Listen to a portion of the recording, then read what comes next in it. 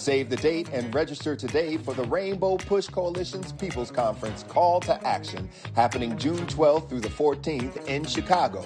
The convention kicks off with the Rebuilding America Through Coalition Luncheon and Conversation, followed by the soul-stirring Clay Evans Gospel Concert featuring Jacqueline Carr and comedian Marcus D. Wiley. Then on Friday and Saturday, join us for powerful speakers, dynamic panel discussions, and strategic coalition building, all designed to inform, inspire, and mobilize our communities for action. Don't miss the Rainbow Push Coalition's People's Conference, Call to Action, happening June 12th through the 14th in Chicago. Register now at rainbowpush.org.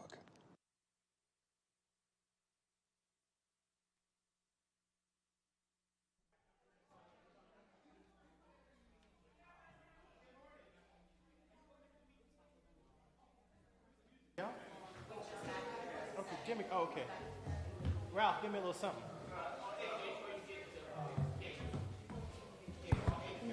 Good morning, everybody. It is Saturday morning and way too quiet in here. Ralph, I'll take it. Warm me up. Good morning, gentlemen. How you doing? Hello, everybody.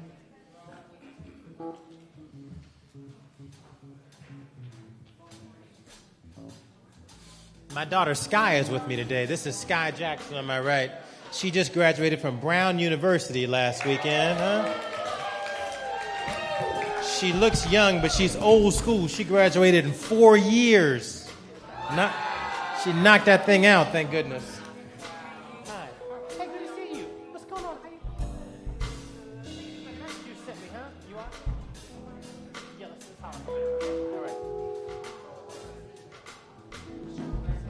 That's the one right there. Good morning, everyone.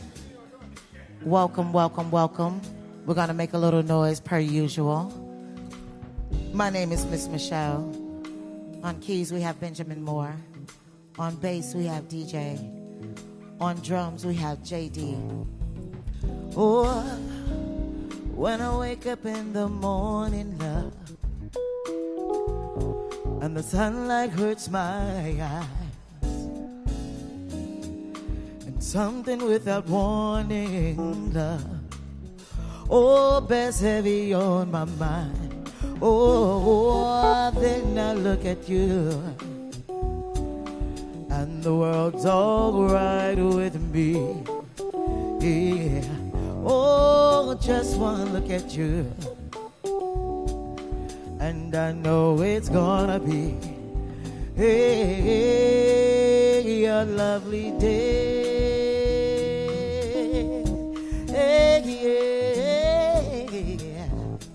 Oh, a lovely day. Oh,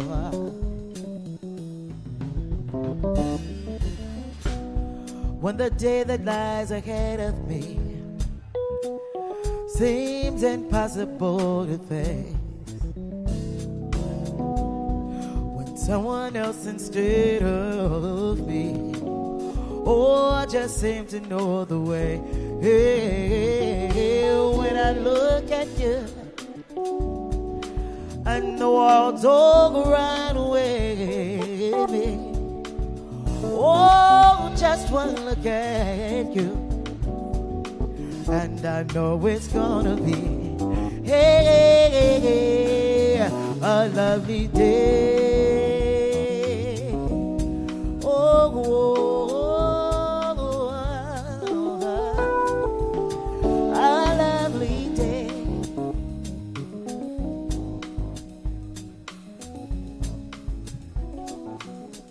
Oh, a lovely day.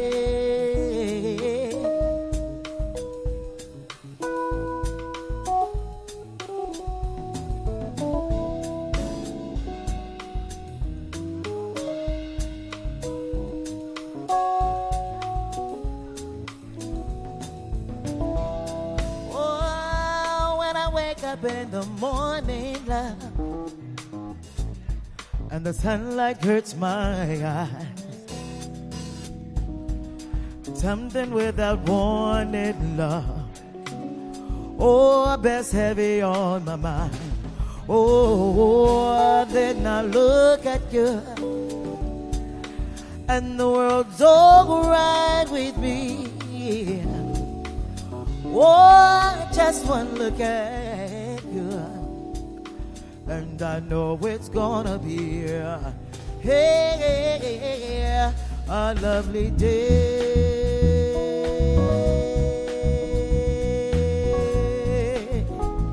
Oh, a lovely day.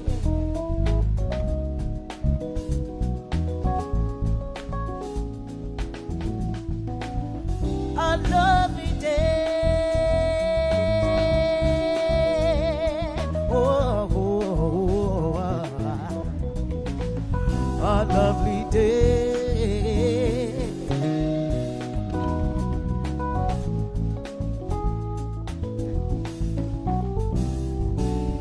Oh, when the day lies ahead of me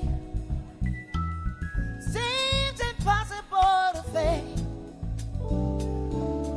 Oh, with someone else instead of me. Oh, we seem to know the way. When I look at you, and the world's all right with me. Oh, just one look at you, and I know it's gonna be hey, a lovely day. Yeah, hey, yeah, yeah. Oh, a lovely day. Oh,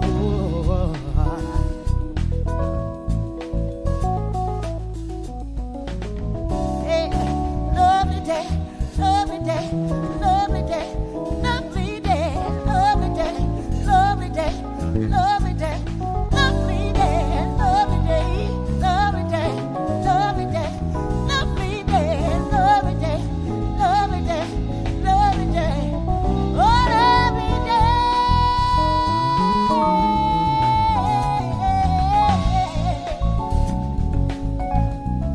Oh, lovely day.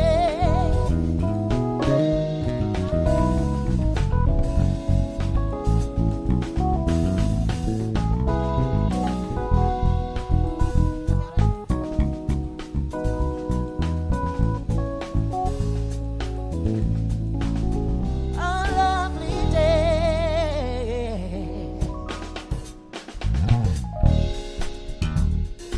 Thank you very much.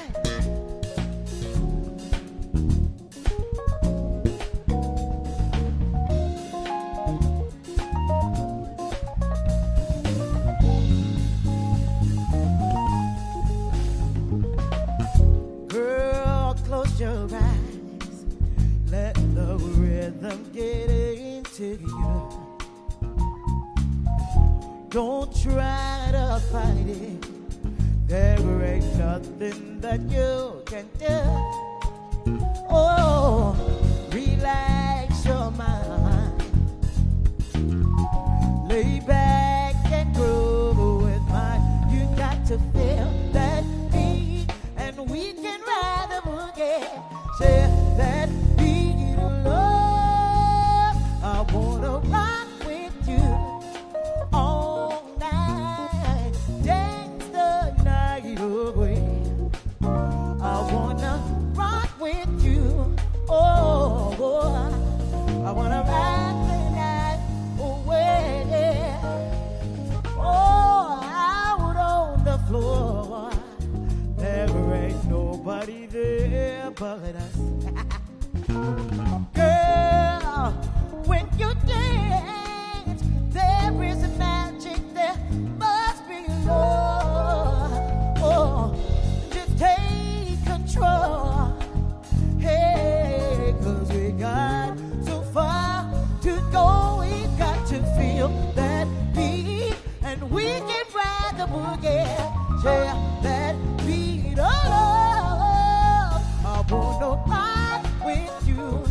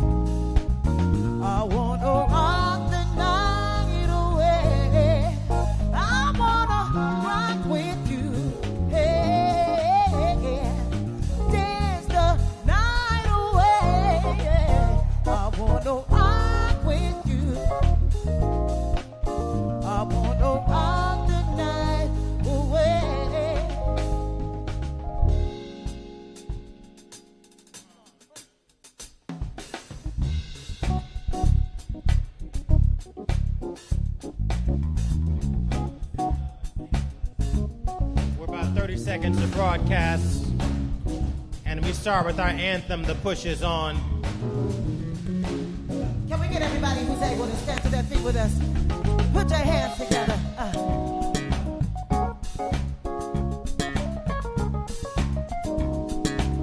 Right here, y'all. Hey, the push is on. There's work for us to do. Hey, the push is on. The job is up to you. We can make it a better place to live in right now. Can we count on you? The push is on. There's work for us to do.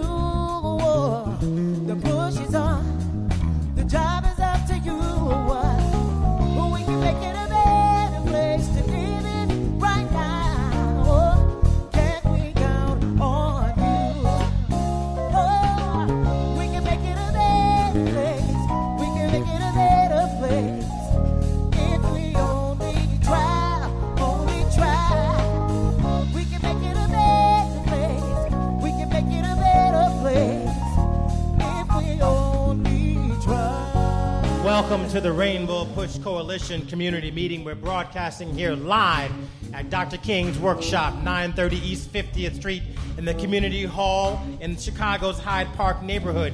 We're live on WVON Radio, 1690 on your dial. We're also live on WJYS TV in Chicago and on the Word Network around the country and around the world. www.rainbowpush.org on Facebook, YouTube, and our rainbowpush.org website. But there's nothing like being here in person with us, participating in our community and hearing our perspective unfiltered as we've shared with you every Saturday morning since 1971. In the tradition of our founder, Reverend Jesse L. Jackson Sr., our mission is to gain, protect, and defend civil and human rights while leveling the economic and educational playing fields, supporting justice and self-determination for all people. We know when we fight, even against great odds, we win. The push is on, the push is on, the push is on. The push is on. There's work for us to do. Hey, the push is on. The job is up to you. We can make it a better place to live in right now. Can we count on you? Oh, we can make it a better place. We can make it a better place. If we only try, only try. We can make it a better place. We can make it a better place. If we only try.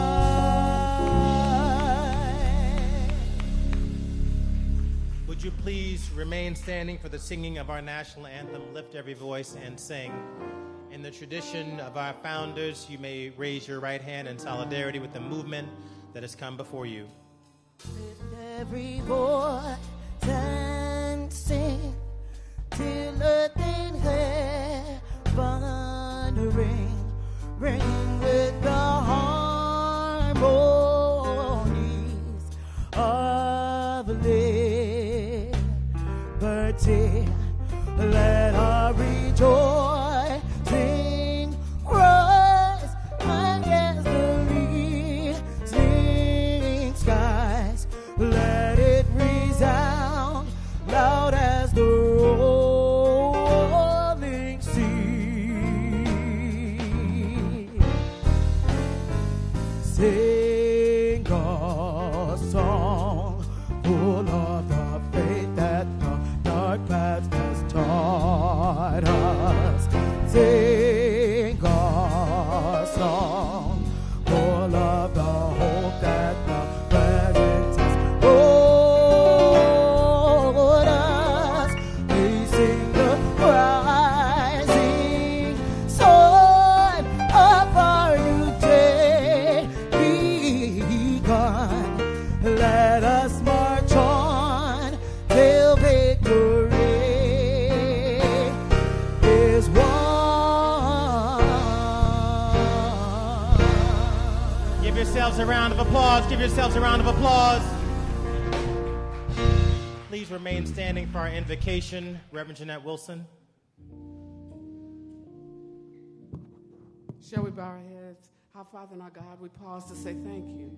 Thank you for everyone who's graduated from elementary, high school, and college with a mind to be fully embraced in fighting for justice in the community. God, we thank you for the parents that put in the spirit of these children to finish with excellence, to finish on time.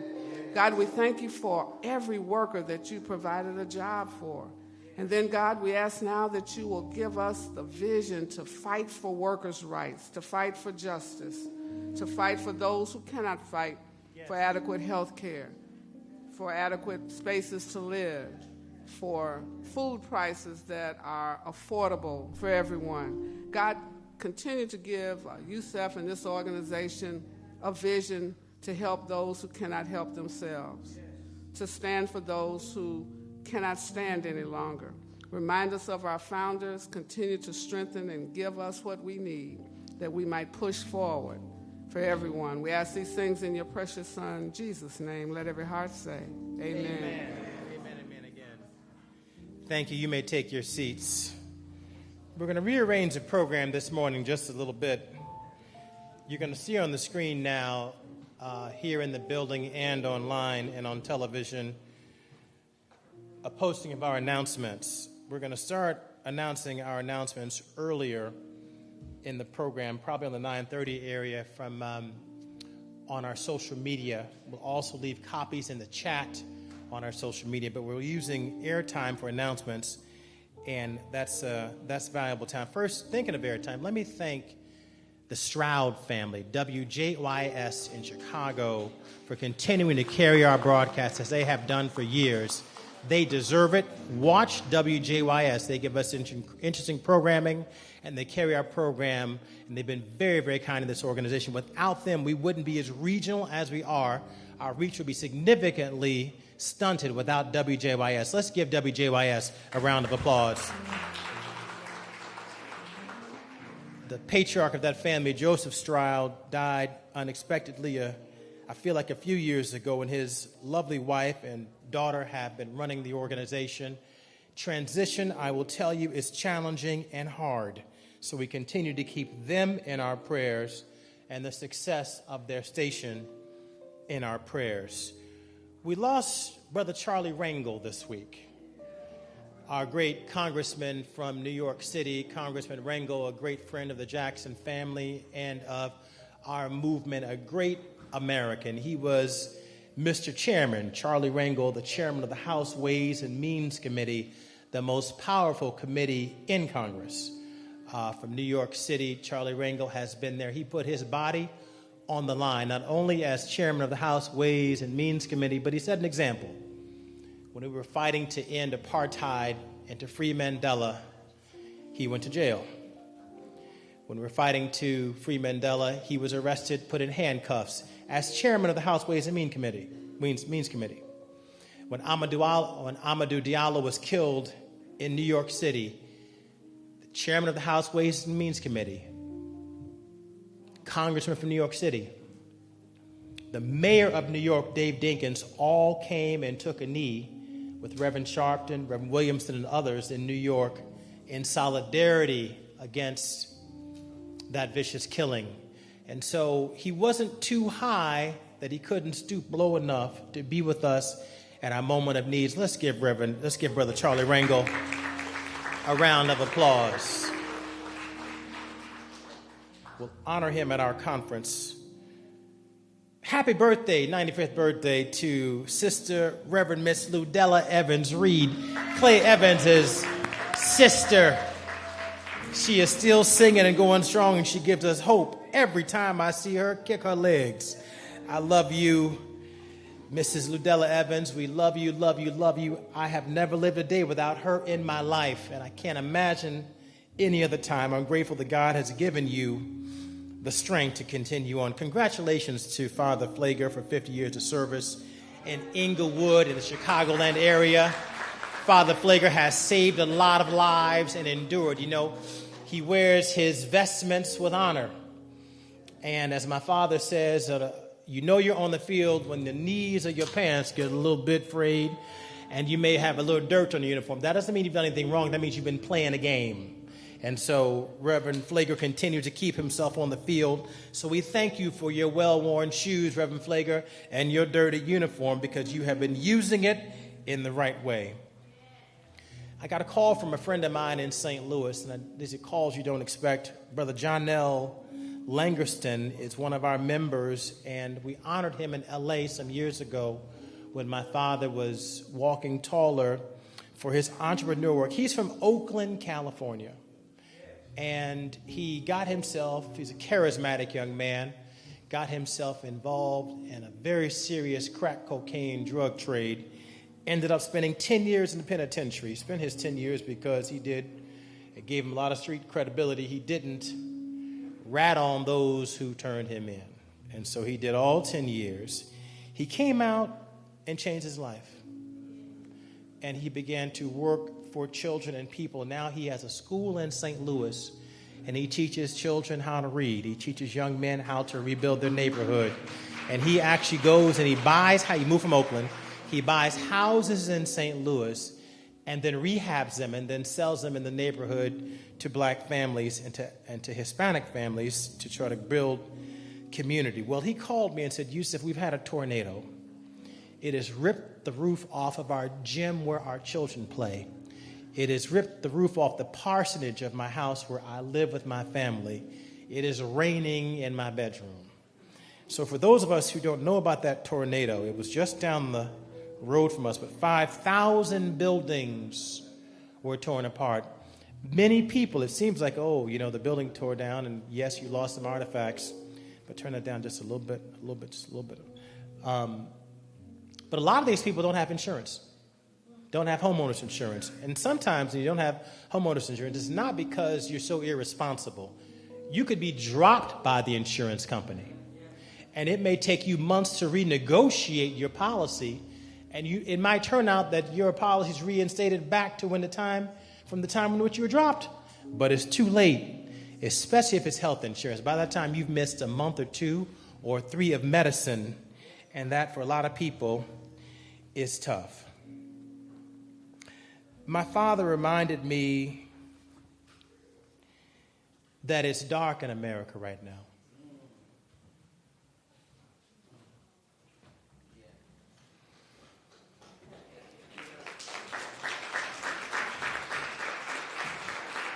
As we think about, let's give Reverend Jackson a round of applause as he comes in.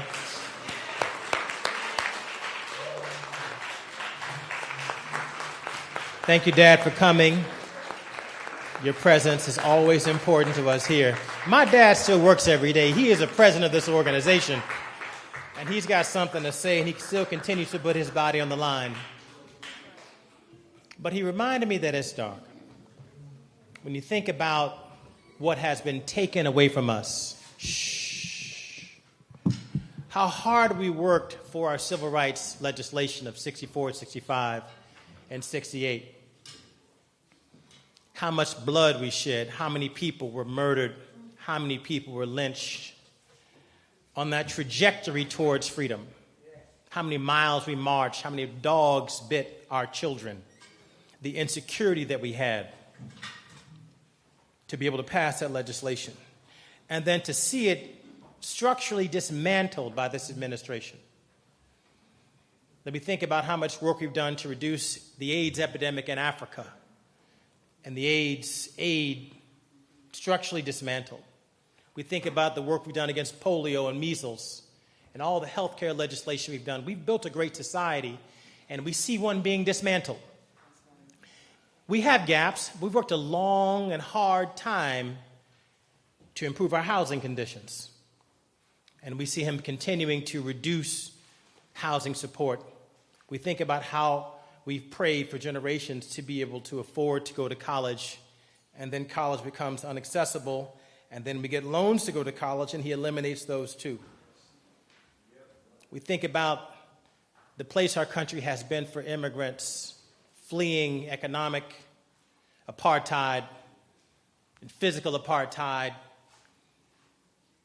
and now we have a place that's less welcoming as 530,000 immigrants are now in jeopardy of being sent back home to places that are unsafe. It's dark. As I think about the darkness, I think about a man named Job. You've read the story and you've heard it. I want to take a different angle on Job. Not the fight between God and Satan, but a man named Job who was a landowner, who was a farmer, subject to the vicissitudes of the weather, who grew cattle, a married man, a righteous man, faithful, with a number of children to help him on his farm, 7 boys and 3 girls.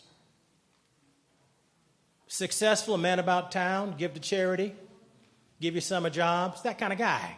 Your kind of guy. And then Job falls on hard times. And people start to talk about him. Old Job ain't what old Job used to be no more. Robbers came and stole his livestock 3 or 4 times. Lightning came and struck his sheep, wiped them out. His family was eating dinner, and a storm came and knocked the roof in, and all children died. It got so dark for Job that he got sick, physically sick, boils on his face. I'm sure his hips hurt. His lower back got a little tight. He needed warm water baths, looking for Epsom salts. Job. When he turned to his wife for consolation, she said, "Man, you need to let this God guy go and figure out another plan." So he had pressure, marital pressure. And through it all, for all what Job lost, the one thing they couldn't take away, when they took away the woman at the National Portrait Gallery, because they called her too connected to DEI, and all she said was, "Let's let the portrait gallery reflect the art of the nation, which is more than just pale people." And she gets fired. It's dark. They take away all the things you worked for. The one thing that's sustainable, that you cannot let them take away from you, is your relationship with God.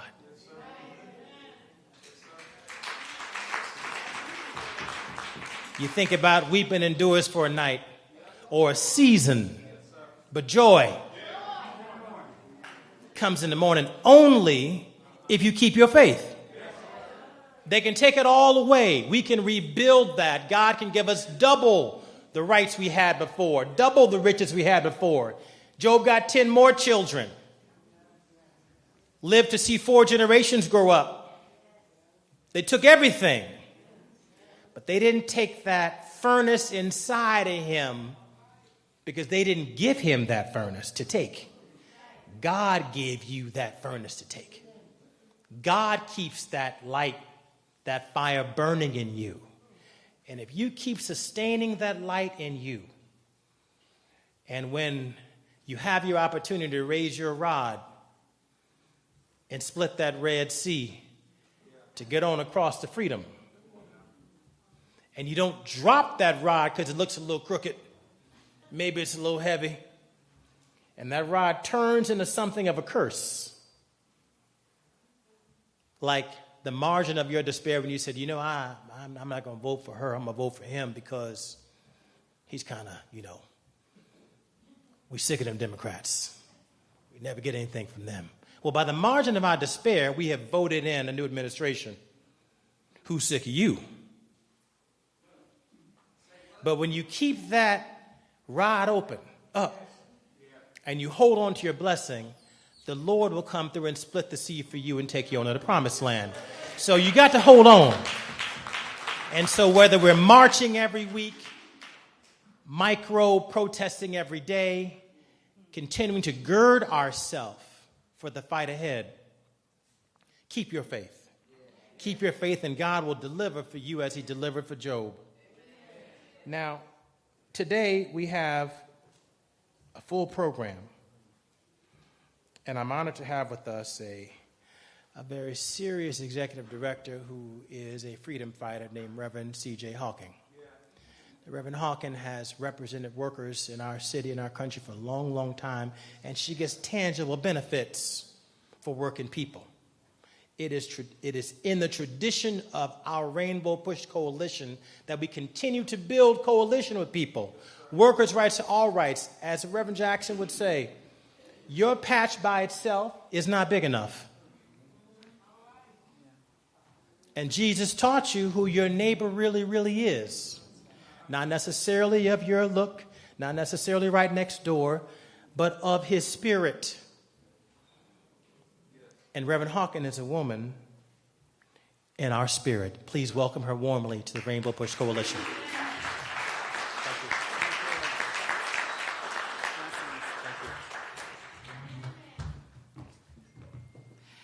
Good morning. It is indeed a great honor to be in the presence of greatness today, Reverend Jesse Jackson.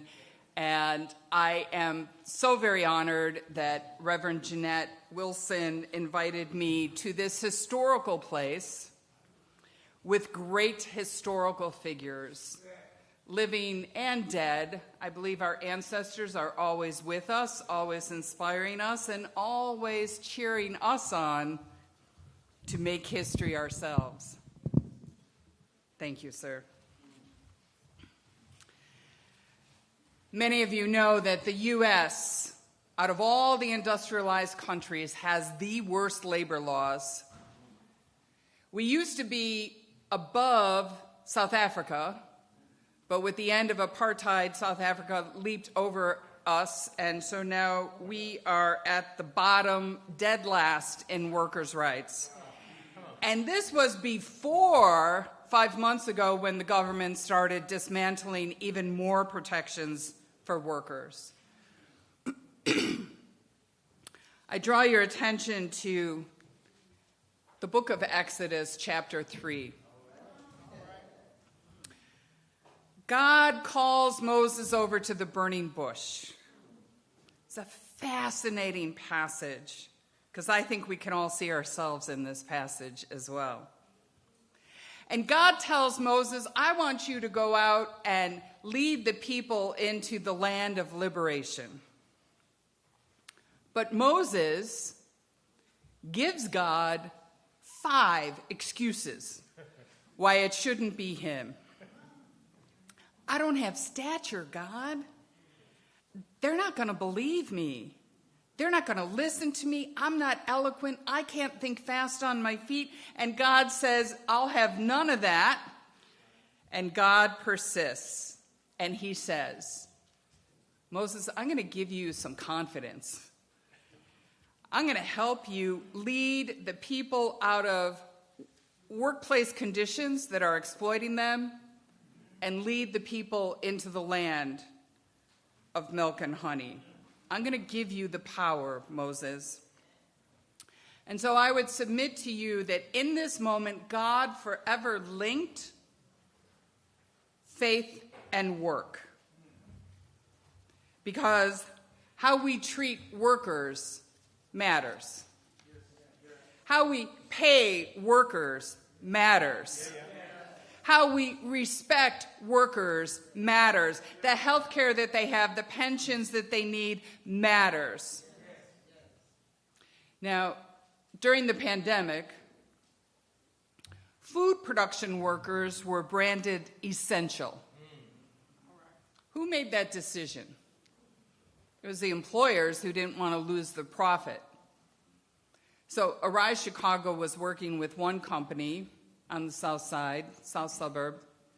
They made Jell-O, pudding, and flan. I didn't think that was essential. Not during the pandemic. But that employer did not want to give up the profits, and so he made those 120 workers come to the plant every day. They were deemed essential. And workers couldn't refuse because they needed a paycheck. About half the workers walked off the job under the direction of Arise Chicago, saying to the employer, you got to make this place safe, we need personal protection equipment, etc., before we're coming back, and they were out for 2 weeks.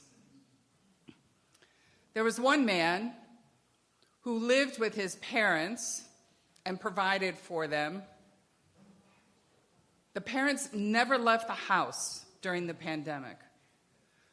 This man went and got groceries, he got the medicine, he took very good care of his parents. And he came to Arise Chicago and said, I cannot stay at home. I need this paycheck. I need to support my parents. He became COVID positive. And he called us one day and he said, my dad died. Living in multi-generational households, people who had to work were then coming home to parents and other people who then died. 10 days later, he called us. My mother died. That man's life is forever, ever changed because he was deemed essential and he needed the paycheck. He couldn't refuse. As we know, many people during the pandemic died in poverty wage jobs, and many of us were at home, comfortable, having food delivered. We were safe.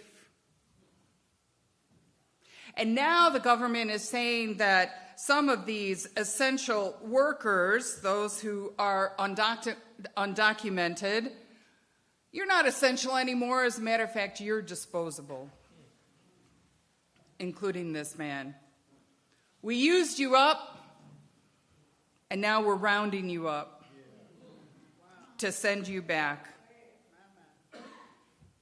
As many of you know, most people left their countries because U.S. policies led to the rise in the gangs, which drove them out, and they were fleeing for their very lives. Capitalism eliminated subsistence farming, which led a lot of people to come north. Capitalism allowed oil companies to foster corruption in oil-rich nations, leaving everyday folks in dire poverty, and that's why they came north. They needed to get away from the gang threats in their home countries. So people did not want to walk from Venezuela to Chicago. People did not want to walk from Mexico to Chicago. They were forced to, with only the clothes on their backs and the infants in their arms and the children holding their hands. They were forced to walk here. And now they live in fear of being hunted down, torn out of the arms of their families, separated from the lives that they have known. Many folks have been here for decades, contributing to our tax base. Just Social Security alone, $7 billion a year comes from undocumented workers who will never see that money. They are the ones who are keeping Social Security afloat. Now, some employers are emboldened in this moment.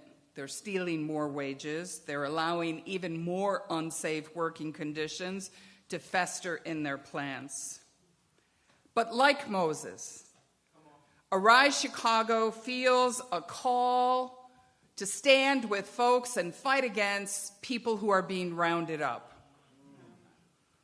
It's a moment of truth, friends, for all of us, about who we are going to be in this moment. Let us not fall for the divide and conquer rhetoric that is coming out of Washington, D.C.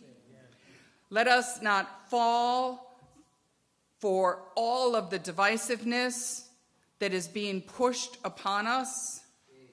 Let us not fall for the trick where the government is saying, certain government leaders are saying, oh, it's those people over here who are causing you to have problems and dividing us against each other. And if you didn't have those people over here, you'd have a better life. This is not true. It is not true. And let us not fall for this trickery. Because ultimately, we are the people with gospel eyes and gospel ears and gospel hearts. We see that we are all one together. We are united, all of us created in the image of God. We see that we are being told to rely on the goodwill of those who profit by exploiting us. We see this. We see that mutual garment of destiny that ties us all together. Joy indeed cometh in the morning. Let us keep our gospel eyes and our gospel ears and our gospel hearts. And friends, in closing, I would say, let us arise and shine, for our light has come and the glory of God is upon us. Amen.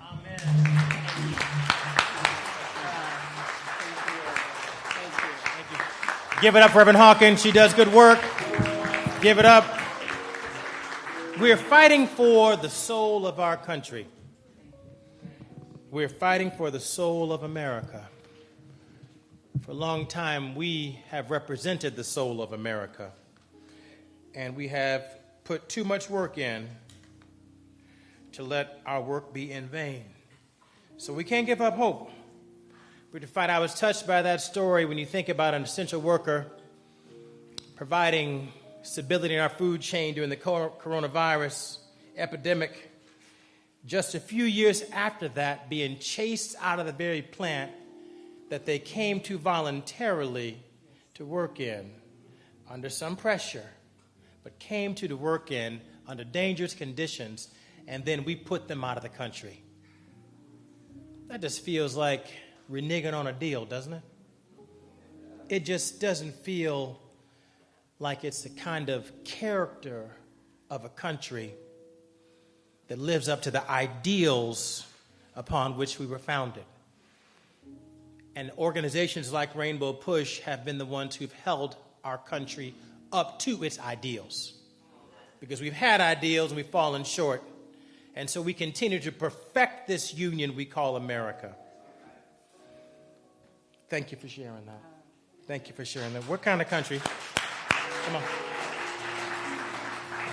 What kind of country do we want our children to live in? As Jonathan prepares his remarks, Reverend Bonds and Sister Michelle are going to give us a number today to get us going. So, Reverend Bonds, please, we thank you for your love and friendship. You've been here a long time. No more sleeping in bed. No more backwards thinking. Time for thinking ahead. Come on, put your hands together. Well, this ain't so very much what it used to be. There is so much hatred, war and poverty. Wake up all the teachers, time to teach a new way. Help me, y'all. Maybe then they'll listen to what we have to say. They're the ones who coming up. The world is in their hands. When you teach the children, teach them the very best you can. Help me, you said, whoa, well, ain't getting no better. Come on, help me push. If we just let it, na na na na na na. World won't get no better. We gotta change it now. Just wake up all the doctors, make the old people well. They're the ones who suffer and catch all the hell. They don't have so very long before that judgment day, when you make them happy before they pass away. Wake up all the builders, time to build a I know we can do it if we all lend a hand. The only thing we have to do is put it in our minds. Surely things can work out. They do it every time. Come on, help me push. Come on, push. If we just let it be. Na, na, na, na, na, na. Well, it won't get no better. Woo. Gotta change it now. Just you and me. Wake up. Wake up. I'm done. Oh, wake up. Oh, wake up. Woo. Come on, push. Wake up.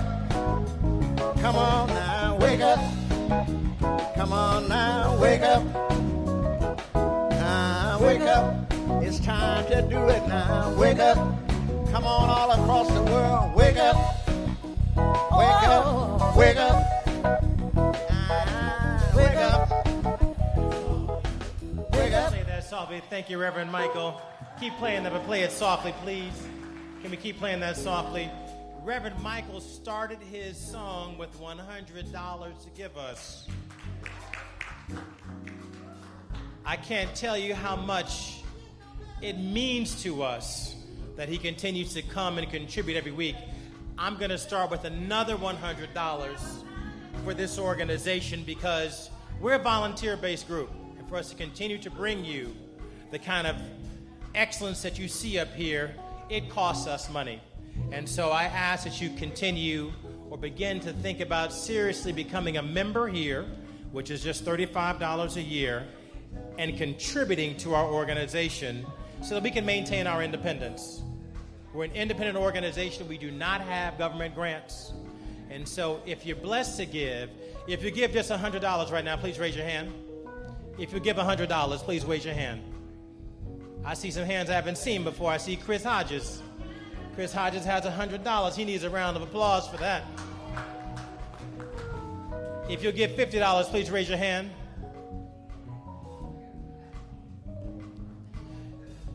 One second.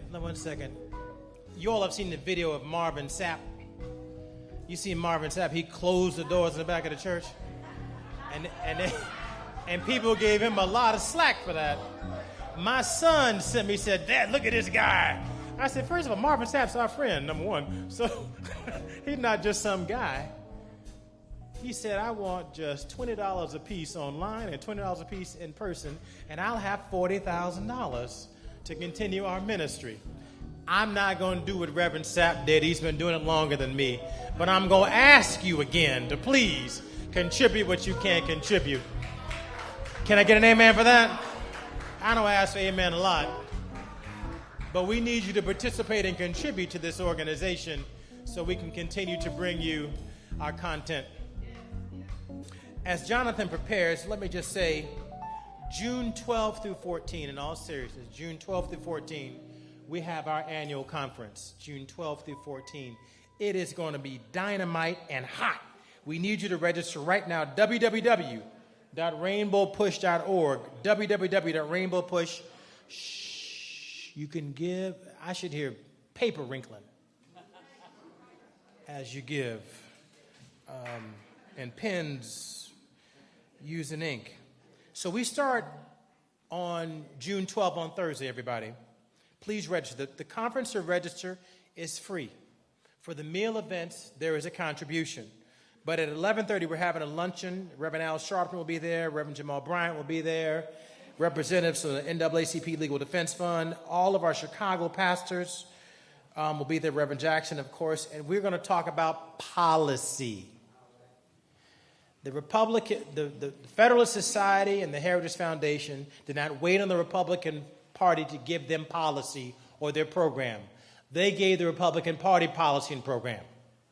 And so we cannot wait for congressional leaders to give us policy and programs. We must tell them what we want. If you want an agenda, you must propose an agenda. We have to hold on to our faith and propose an agenda. And so that's what we're going to be talking about, rebuilding America. We have a lot left here and a lot we can rebuild through coalition and conversation. Then we're going to take a break after the luncheon, and then we're going to go downtown with Reverend Jamal Bryant, and we're going to have our press conference, and we're going to demonstrate at Target, and we're going to show our solidarity with these economic movements that are going on. We will be there on Thursday, June 12th at Target, so prepare to demonstrate. We're not going to block the door. You can shop if you want to, but you'll cross our picket line to shop that day.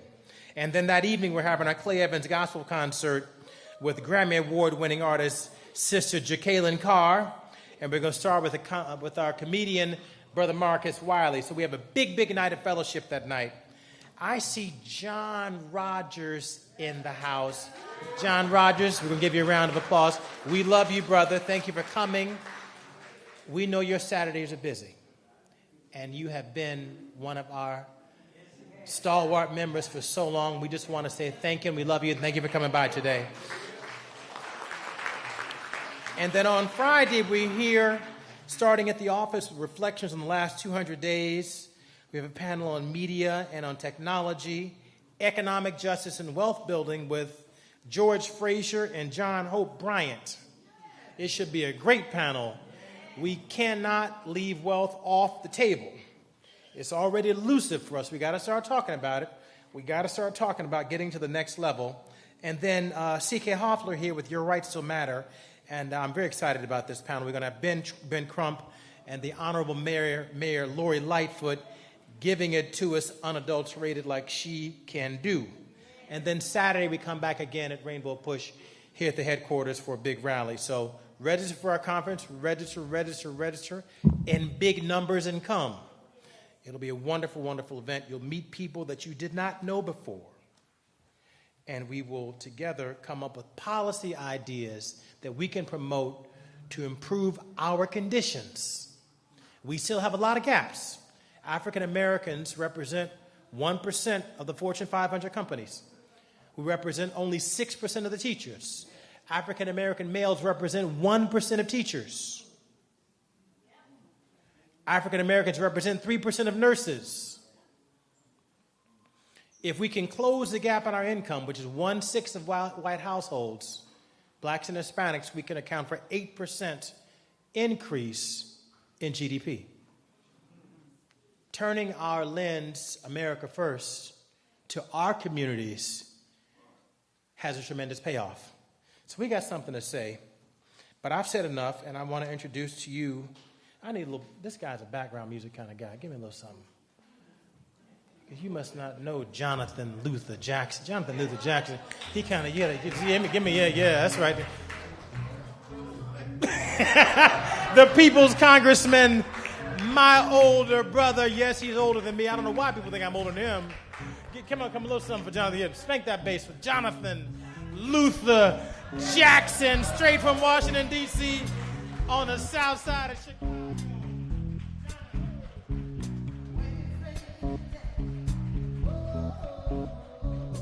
Oh, I got my boots on the ground.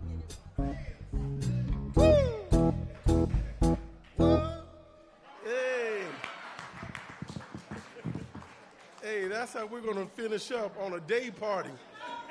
We're going to get some of us seniors to start coming out. I had a wonderful time this past week. I went by a seniors facility, and they said you can join at 55 is the entry age, and at 60 I can be a member. God, let me hold on to January 7th. I'm going to join the senior center in my community, and I'm going to see y'all at the day party. And they say that you know you're getting old when the time you used to go out is the time you go to sleep. So don't ask me to come by a party at 9 p.m. for what?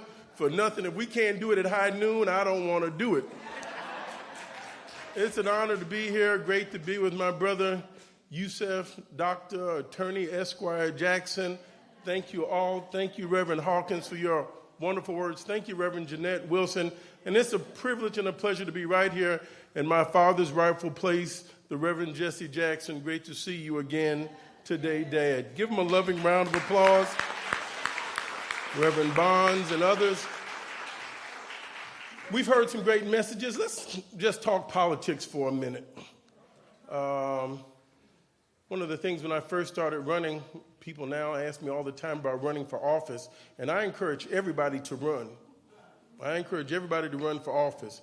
The main reason is, how else will you know who your friends are unless you run for office?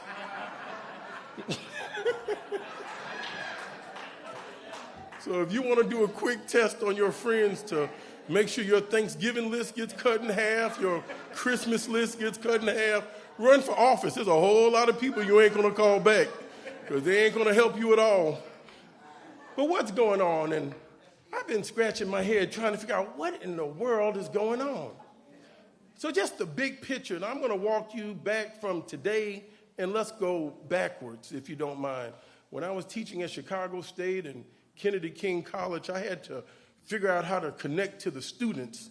And I would start reading a history book or a math book, and it didn't make sense to the students.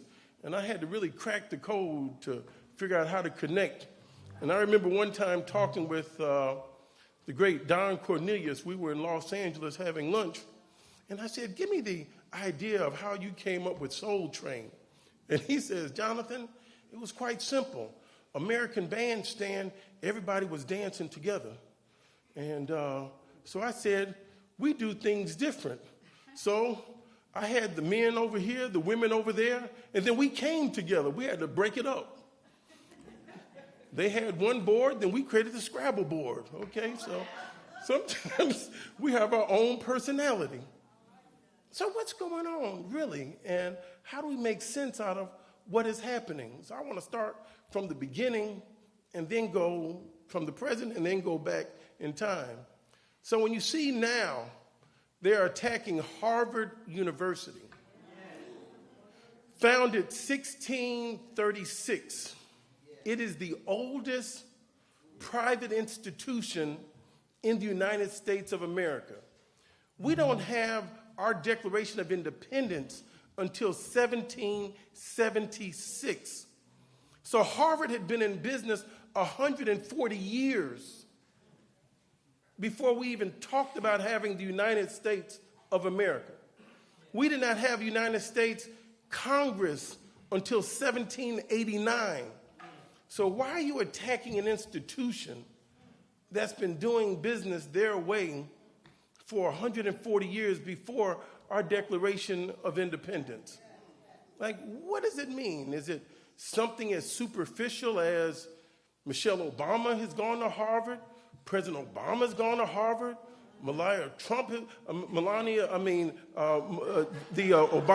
daughter has gone, and Mr. Trump and Barron couldn't get into Harvard? Like, why are they attacking Harvard? Then you saw Students for Fair Admissions, which came out around May or June of 2023 when I first got into the Congress, and I just felt that chill. It's like it was a cold wind on a hot summer day to come over me. I was like, this is wicked. And my father had told me some years ago, there are no narrow Supreme Court decisions. And people didn't take the necessity and the speed and alacrity and the urgency of that moment when they turned the courts around and says you cannot have race-conscious decisions in public and private universities at Harvard, 1636, or the University of North Carolina, 1789. And since then, there's been a constant drumbeat. So basically, he started attacking then, saying that white men were under attack, that diversity was the enemy, that too much progress was being made. So now this year, when they're going after Harvard for the funding and grants and research, one of the reasons that Harvard qualifies for the grants and the research, this is the same thesis the preeminent sociologist Dr. W.E.B. Du Bois had described that many people get confused on the talented 10th. He wasn't saying, give me a water, please. He wasn't saying just focus on the top 10%. What he was saying is that success is driven top down, not necessarily bottom up. A mother and father give their child a foundation, ironically. When you're raised with the protection of your mother and your father, the child does better. It takes 2 wings to fly. I'm the man that I am today because of my mother and my father.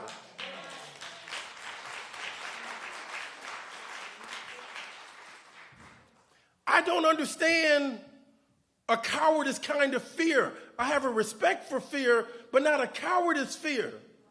Because I grew up in the house with Reverend Jesse Jackson. No man is above me. I serve under God. I go forward with courage and faith. But you have to have a man in the house. You have to have a mother in the house to give you strength to nurture, no fear.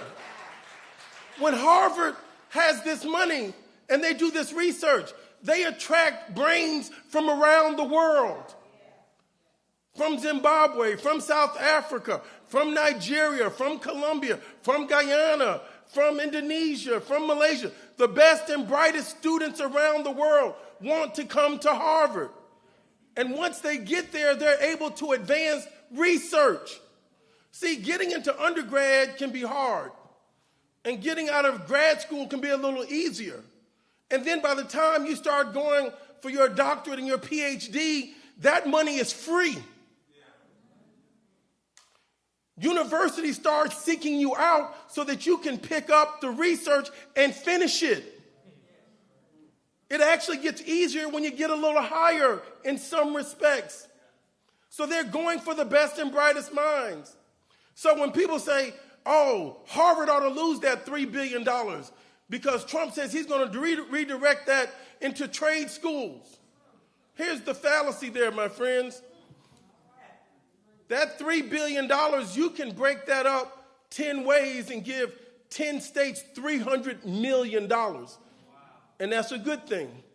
You can take that $3 billion in one tranche of funding and break it up 100 ways and give 100 districts $30 million. But unless you concentrate that money with those that it can advance the research, you're not going to be able to create the jobs to create those that are going to do the manufacturing in the future. It won't advance. So when Dr. W.B. Du Bois talked about the talented 10th, he was talking about you've got to move up those in the culture, those in the class to help the rest. He says those that are the best and brightest, those that are the most gifted, you've got to come back. There are not a lot of bright people in this country. As you can see every day in government now.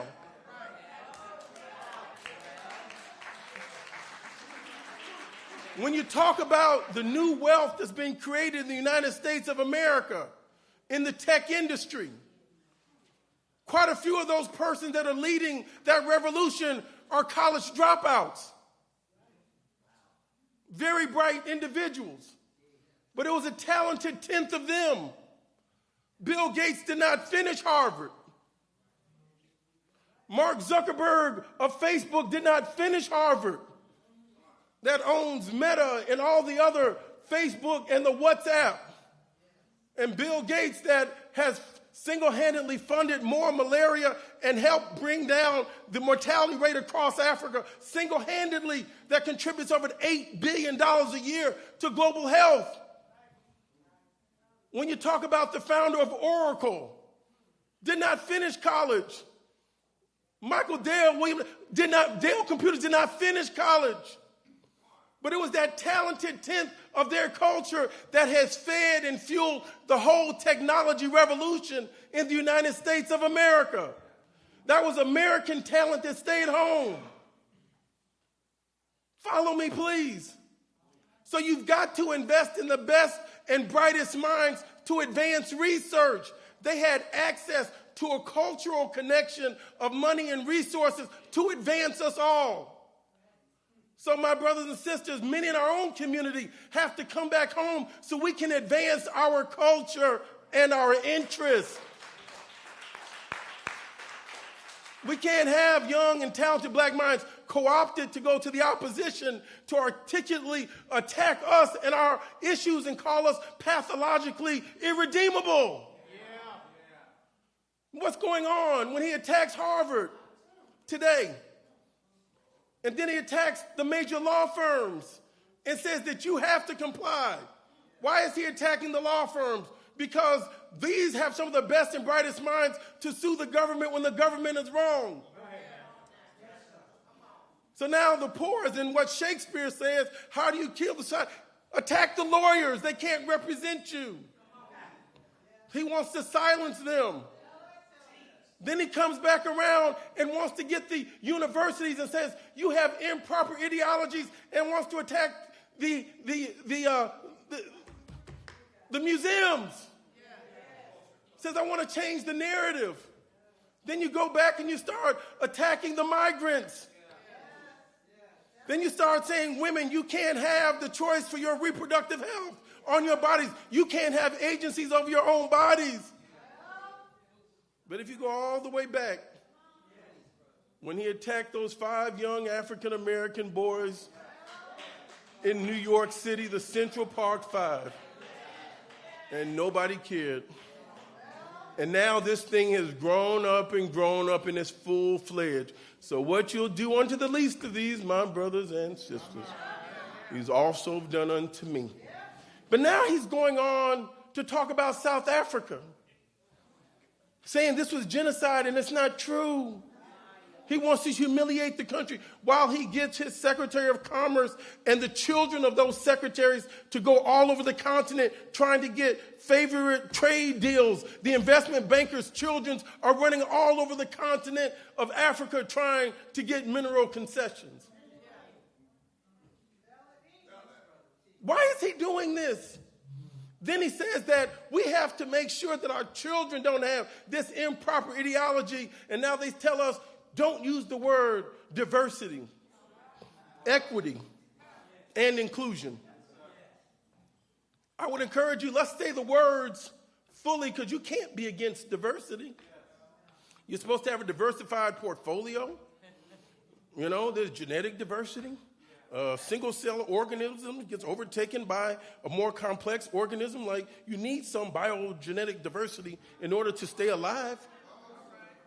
They tell you don't even take the same strand of the COVID shot, genetically cross-mutated so you can be more resistant. Diversity. Who can be against equality? It's our 14th Amendment, equal protection under the law. It's a core value. Who can be against inclusiveness? We need elevators to get around this building and to have curb cuts as we get older so it can be more inclusive. And you say, oh, I don't need diversity. Well, if you need glasses, that's an impediment. If you need a hearing aid, that's an impediment. If you need a cane, we all need a little help. Like Bill Withers said, lean on me sometime. We have to find out, what is he doing? Now it finally became clear to me as I go back over what he's done. He went past the Civil Rights Act, attacking, overturning Lyndon Johnson. Then they started citing 1868, the 14th Amendment, to overturn these laws for our equal access and opportunities. That law was made for African Americans, the 14th Amendment. Now they're saying it is discriminatory against white men. And now they've slapped the word DEI, those initials, out of our mouths. Why is it so important that we have to have a stand? And I support you and my brother Yusef and Reverend Bryant. It's time to stand up and do something. Don't criticize the man. What are you doing? And don't tell me you Holy Ghost filled, love the Lord, and you catching hell right here on earth and you won't make a stand. Teach your child to stand up. And then it came very clear to me as the president is going on this 250th anniversary. God willing, wait till you see next year. They want to celebrate 1776 to 2026, 250 years of America. Ladies and gentlemen, they are coming for the curriculums all across the nation. They want to change the narrative. One of the reasons I've had to put a stake in the ground is because we have nothing else to concede. Compromise is a dirty word. We have to fight and stand for what is right. And there's a time where there are things in right and wrong. It's black in white. It's forwards and backwards. We have to go forward. There's a gentleman named Pollard, I want you to know before I take my seat. Pollard, P-O-L-L-A-R-D. And he had written a book in 1866, at the end of the Civil War. As we get ready to approach Juneteenth, keep this in mind. Let us take that for a moment for reflection on exactly what happened. 1863 in January is a date that we ought to be celebrating. That was the date of the signing of the Emancipation Proclamation. That's the date that we ought to be celebrating. But we're going to make something out of Juneteenth. People that found in Texas after 2.5 years later that slavery had been abolished, I was scratching my head for days. Why are we celebrating that? So we're going to make it into our own narrative. And it's just not going to be about a barbecue.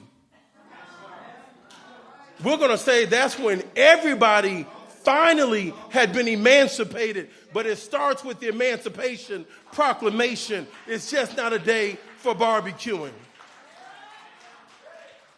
But at the end of the Civil War, at the end of 1865, Mr. Pollard, the head of the Richmond Examiner, the newspaper editor, he wrote the book, The Lost Cause. And in that book, what they did is they wanted to reshape the narrative of what the Civil War was all about.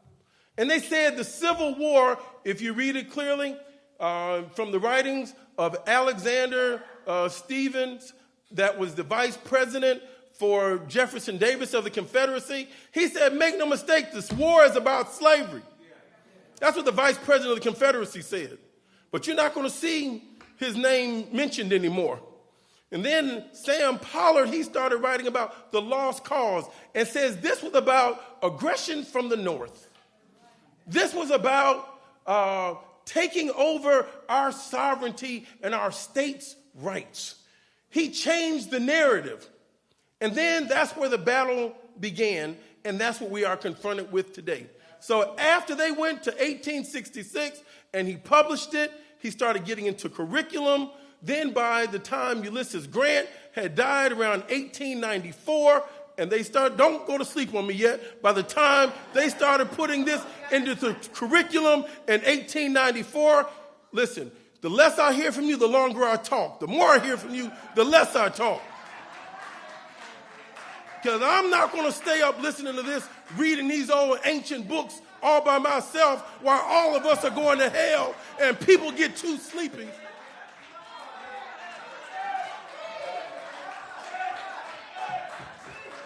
As much time as I see people scrolling on Instagram and making memes and wasting time, sit your child down so I can tell you what they aren't going to learn in school. And then by 1894, around the time of Ulysses Grant's death, they had the Confederates and the Union get together, and they came back together. And that's when there was a great compromise. And they agreed on the curriculum, that it was never that bad. Slavery wasn't that bad. And then by the time you get to Woodrow Wilson and others, and you start seeing the technologies of movies and theaters, and they come up with Birth of the Nation. And the president said, this is the greatest movie ever.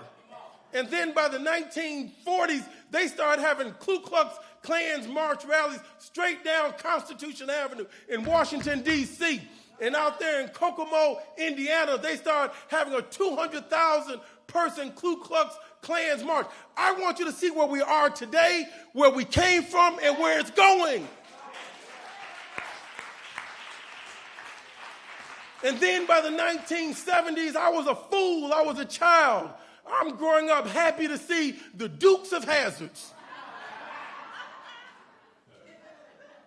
I'm thinking that's good old family fun and entertainment. That's the same spirit of Mr. Pollard that wrote the great lost cause. And now we speed it up before you go to sleep on me to where we are today. They are attacking the improper ideology of the African American History Museum. Can you see the unbroken continuity? So we are under attack. But the good news is, we can't make it alone, but we can make it together. So when Reverend Hawkins is up here, we need our white family members. When we stand up for the migrants that are being kidnapped and abducted, we need the migrants to be with us. When we talk about women's reproductive health, we need the women. When we talk about people that are marginalized, that have different sexual orientations, we need them. This is what my father, Reverend Jackson, called the Rainbow Coalition.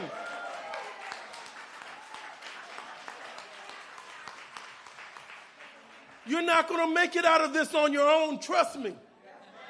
But we will win together. So they keep on going slice by slice, trying to divide. I am more excited to be alive today than ever. We were made and fashioned for this fight. Our children, once they come in here and we get access to their minds, we can teach and train them for ourselves. In conclusion, I've got one ask of you. Let's bring our children into this room on Saturday morning.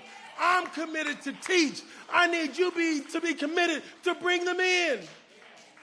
This is a sad time and a happy time at graduation. As our children have matriculated and have done everything right, and they've got such a bright future in front of them, and we see the doors of opportunity are closing. Once we fortify their minds and teach them how to give massive resistance, how to protest, how we teach them of our history, how we teach them of our challenge, they'll be fortified for the future. Your child might have finished college, but if they haven't heard this lesson, they've got a forfeited education and a counterfeit degree. They don't know how to fight. They don't know how to organize. They don't know how to make coalition. You can't sit up here and just keep looking at your phone with headsets on and scrolling and talking. Put that phone down for a moment. Open your eyes, lift your head, join the community.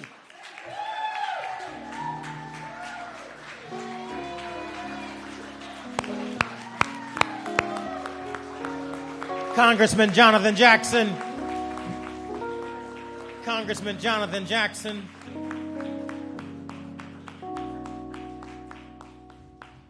As you clap for Jonathan Jackson, I'm going to ask you to keep going because he had a daddy and a mother who taught him. And they brought him here every Saturday. So when Jonathan says, bring your children, your grandchildren here, it will absorb. They will learn. They will learn. We have just a few more announcements to make. Reverend Jeanette Wilson is going to take the microphone now and make an offering for our volunteers. We're almost out of here. Jonathan, you all right? No!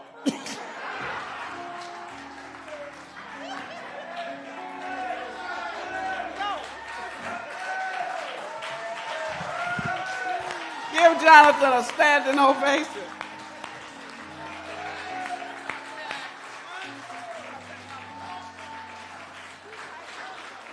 Brothers and sisters, I love you so much. It's now or never. The fight is on. Wake up. Bring these children. It's summertime.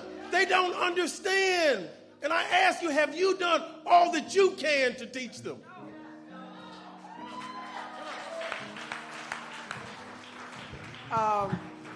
Everybody can do something. Jonathan's doing what he can in Congress. Yusef and the team here, we're doing what we can, but we can't do what we need to do because you're not doing anything. So, no, really. You got to do much more than come and sit on Saturday. We are trying to do a march.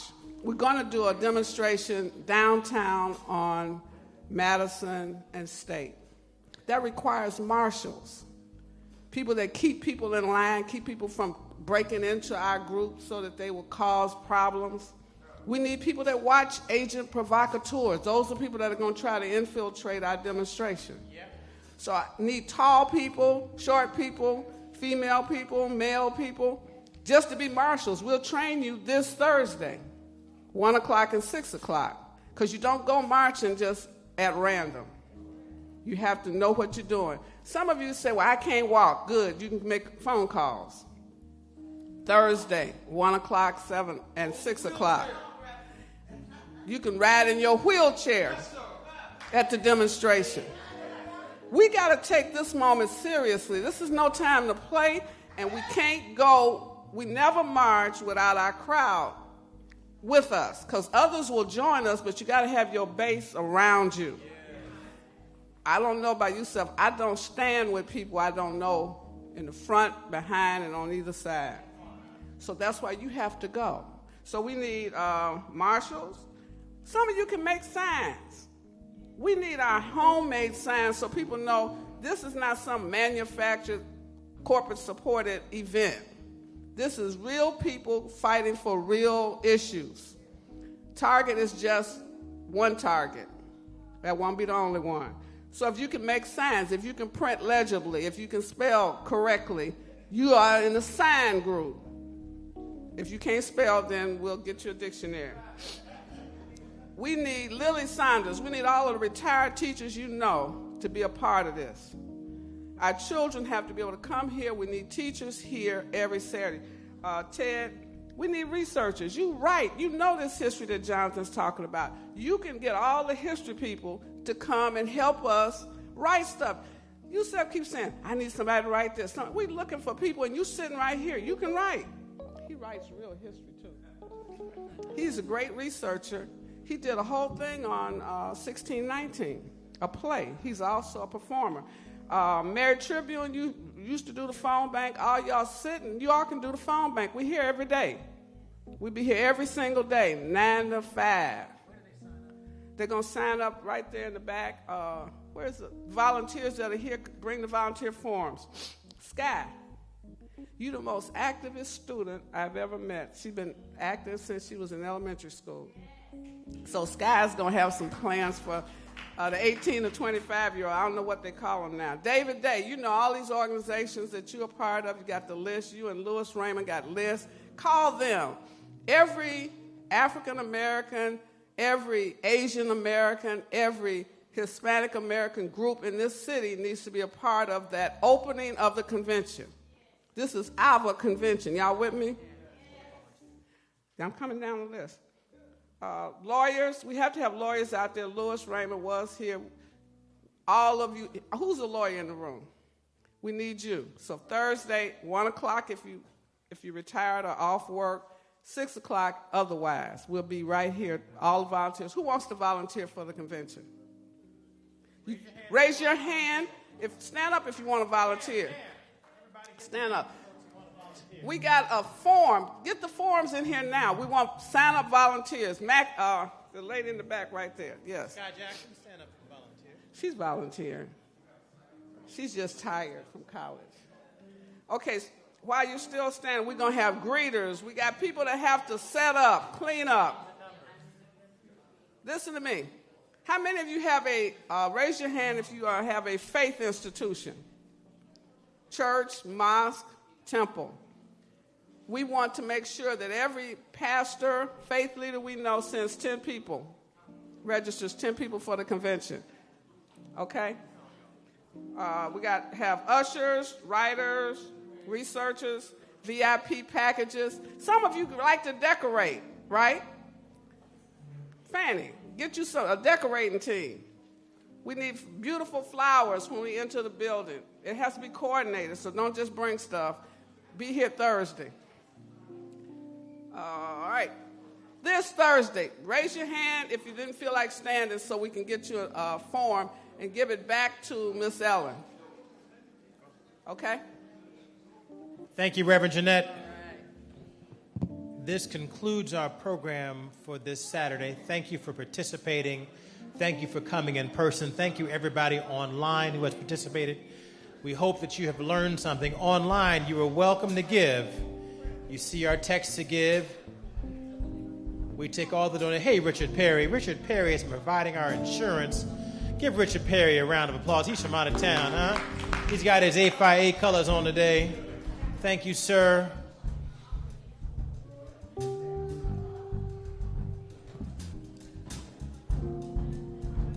There's a phone number. We're asking you to call the Senate to vote no on the bill to cut Medicaid.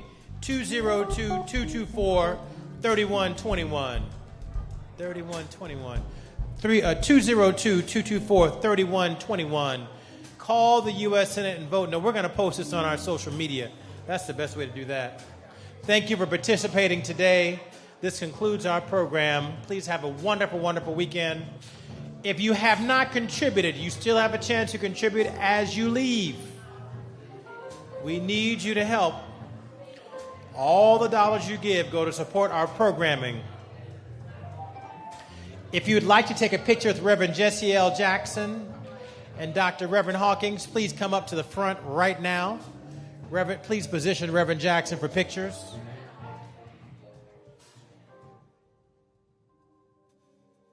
Save the date and register today for the Rainbow Push Coalition's People's Conference Call to Action, happening June 12th through the 14th in Chicago. The convention kicks off with the Rebuilding America Through Coalition Luncheon and Conversation, followed by the soul-stirring Clay Evans Gospel Concert featuring Jacqueline Carr and comedian Marcus D. Wiley. Then on Friday and Saturday, join us for powerful speakers, dynamic panel discussions, and strategic coalition building, all designed to inform, inspire, and mobilize our communities for action.